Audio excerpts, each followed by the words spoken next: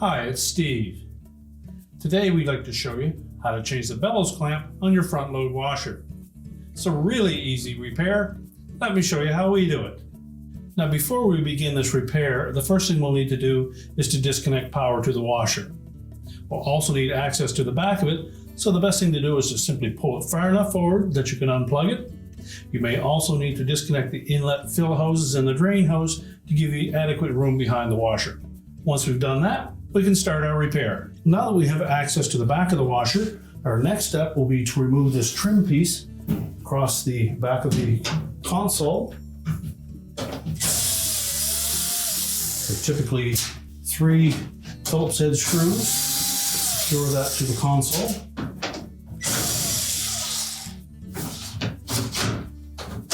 Tilt that out and lift it out of the 3 slotted openings in front of the main top, and we're just going to set this aside. Well, next we're going to remove the main top, and it's secured to the cabinet with 3 screws across the back edge. Again, we can use a number 2 Phillips or a 7mm hex head. Now with the screws removed, our next step will be to just pull that top towards the back, about 3/4 of an inch or so, and that will release it from 2 shoulder bolts along the top edge of the cabinet. These are located on either side, and they fit into these keyhole slots on the bottom edge of that main top. So we're going to set that aside. Now with the top removed, our next step will be to remove 2 screws that secure that console mounting bracket to the cabinet. There's 1 on either side. Again, they're number 2 Phillips screws. And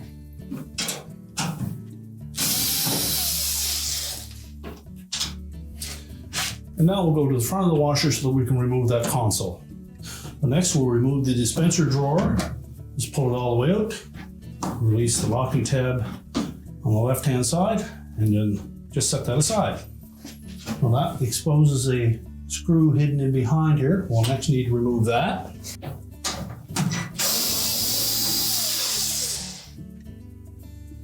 Just take note of the type of screw that goes there. It's a stainless steel, and it's about 1.25 inches long. Now with the hidden screw removed, next to remove that console, we're going to go to the right-hand side, and using a thin putty knife, we'll go between the cabinet and the back side of that console. We're just going to gently pry that forward. Then we can lift out on the bottom of the console while at the same time removing these 4 plastic tabs from the support bracket on the top. We can now lift the console away. Now normally there is enough wire harness there that we can tilt that up onto the top of the washer. There's a clamp that runs around the perimeter of that bellows, and there's a spring on the bottom. So if we can get a flat blade screwdriver in underneath that spring, just stretch it a bit to release the clamp. We'll just set that aside. Next, we'll remove the lower access panel. There's 3 screws across the bottom that you need to remove. So using either a 7mm hex head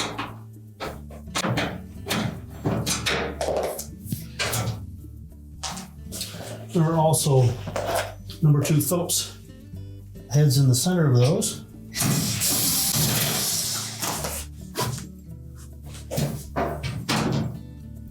And just let it slip down, remove it and set it aside.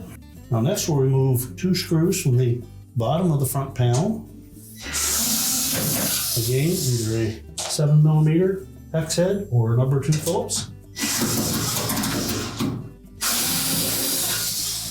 And then we can go to the screws at the top. Now that we have the clamp off, we're just going to pull it on that bellows and separate it from the front panel.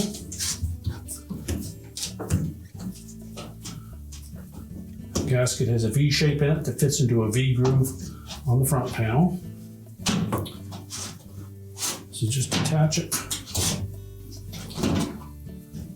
tuck it inside the cabinet. Next, we'll need to remove the screws that secure the door latch and switch assembly. our number 2 Phillips head screws.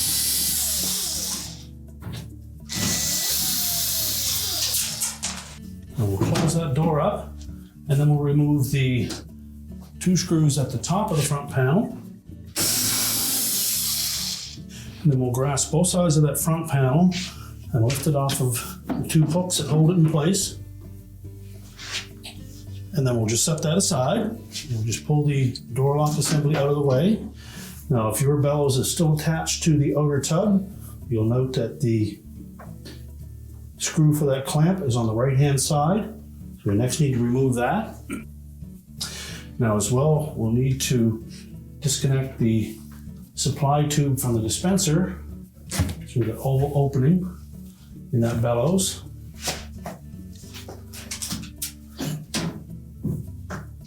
And loosen the clamp.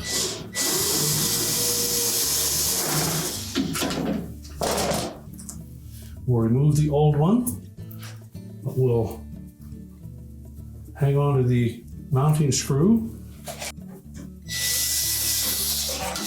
Now, if the screw is damaged, you may need to replace that as well. Now, if you were replacing the bellows at the same time, we would simply peel that off of the tub and then install the new one. Now, when we go to install the new clamp, we want to make sure that the adjusting portion is below the end of that counterweight.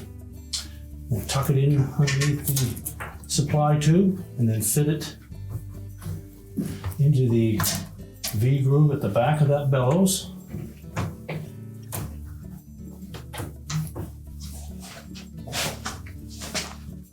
Now next we'll take the adjusting nut that came with that clamp and fit that into the new clamp with the tab side towards the wire clamp.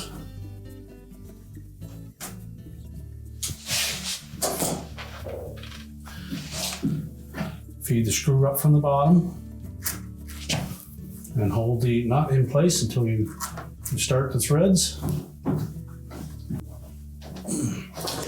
Now, once we have that band clamp on nice and tight, we'll fit the supply tube from the dispenser into that opening.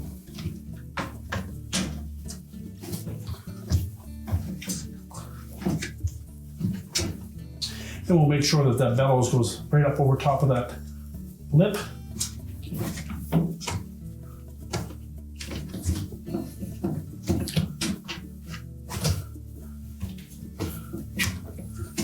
Now with that seated properly, we're ready to put the front panel back on.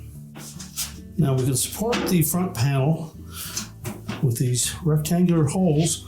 We'll fit over the 2 top mounting clips. We'll also line up on the 2 bottom ones as well.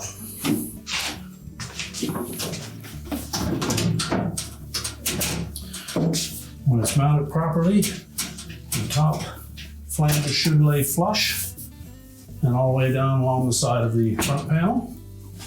We'll then secure it with those 4 screws. Now next we'll put the door lock in position. Simply reach into the opening, locate the harness,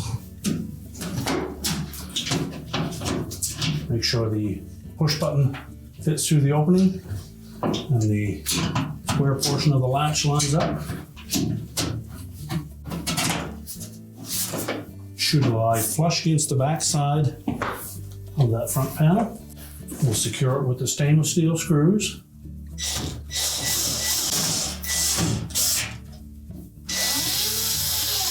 Next, we'll put the lower access panel in place. We'll make sure that we tuck the top edge of the panel in underneath the bottom of the front panel.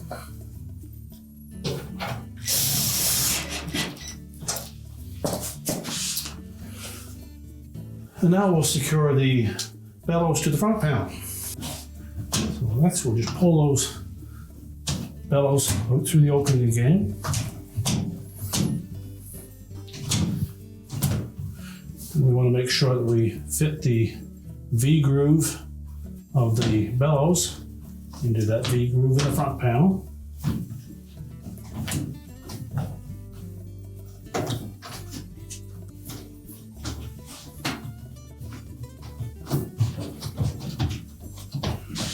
Now just go all the way around the perimeter, make sure that that bellows is firmly seated into the front panel.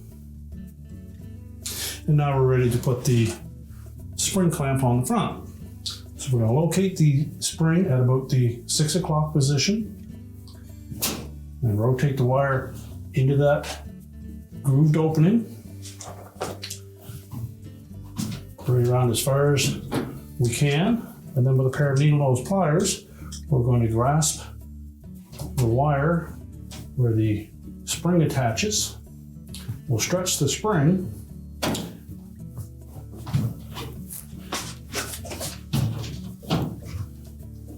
the same time. We'll slide that wire into that groove. Again, just go all the way around the perimeter, make sure it's properly installed. And now we're ready to put the console back on. Then we're going to locate these 4 tabs across the back of the console into these 4 rectangular openings in that support bracket across the top.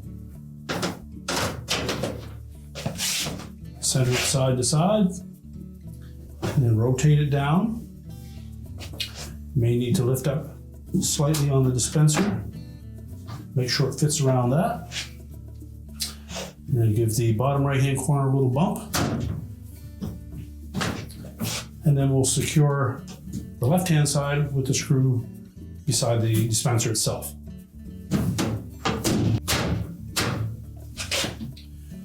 Now, making sure that it's flush on both ends, we'll install the 2 screws down through.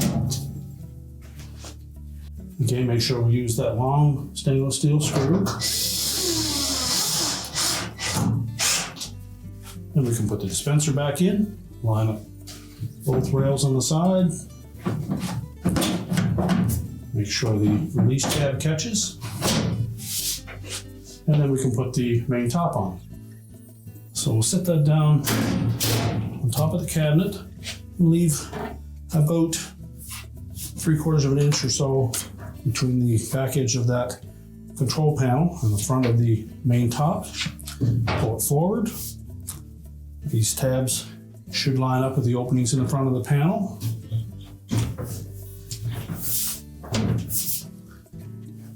And the keyhole slots in the middle should grab so you can't lift up on either side. We can then put the top trim piece in. You'll note there are 3 rectangular openings in the main top that line up with 3 tabs on that trim piece. So they fit in. And it should slide forward until it's flush with the back edge of the console, then secure it with the 3 Phillips screws. And now we'll go to the back and secure the back lip of that top panel to the cabinet. Now next we'll reinstall those 3 screws across the back.